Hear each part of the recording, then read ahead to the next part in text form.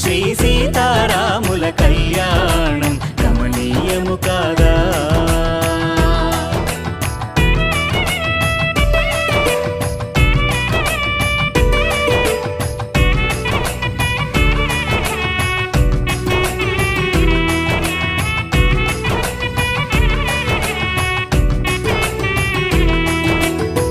భూదేవికి జనించిన భాగ్యము ఈ తేజము, బంగారు పొలములో జనకునకు దొరికెను.